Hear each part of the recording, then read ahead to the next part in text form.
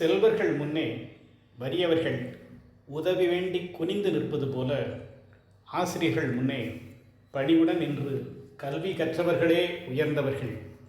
அப்படி கற்பதற்கு வணங்கி நிற்காதவர்கள் கல்லாதவர்களாக பின்தங்கி விடுவர். நம்முடைய பண்பாட்டில் மாதா, பிதா, குரு, தெய்வம் என்றே வரிசைப்படுத்தியுள்ளனர். கற்க நினைக்கும் ஒருவன் கற்றறிந்த ஒரு ஆசிரியரை தேடி அணுகி அவர் முன் எப்படி நிற்க வேண்டும்?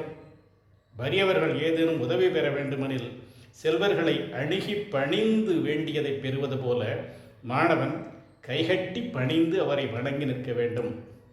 உடையார் என்று வள்ளுவர் கூறுவது செல்வம் உடையவர்கள் மட்டும் என்று கருத தேவையில்லை, கல்வி உடையோர் என்று கருதுதல் நன்று. கற்றுக்கொள்ள நினைப்பவன் மாணவன். அவனை எழுதும் பென்சிலுக்கு ஒப்பிடலாம்.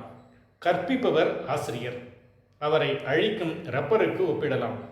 மாணவர் செய்யும் பிழைகளையும் தவறான செயல்களையும் திருத்தி அழித்து அழித்து தேய்ந்து போகிறவர்கள் ஆசிரியர்கள்.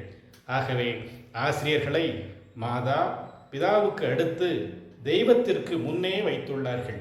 ஆனால் இன்று மாணவர்கள் ஆசிரியருக்கு மதிப்பு கொடுக்கிறார்களா? மாணவர் ஒழுங்காக படிக்காவிடனும் குற்றங்கள் செய்தாலும் அடித்தோ திட்டியோ கண்டிக்க முடியுமா? ஜப்பான் நாட்டில் இன்றும் பள்ளி பிள்ளைகளிடம் வலியுறுத்துவது கட்டுப்பாடு, கீழ்ப்படிதல், உழைப்பு ஆகியவையாகும். இதுபோல நாமும் பள்ளி பிள்ளைக்கு சொல்லி வளர்க்க வேண்டாமா? ஆசிரியரை மதிக்க வேண்டாமா? உடையார் முன் இல்லார் போல் ஏக்கற்றும் கற்றார் கடையரே கல்லாதவர் என கல்வி எனும் அதிகாரத்தில் வள்ளுவர் எடுத்துரைக்கிறார்.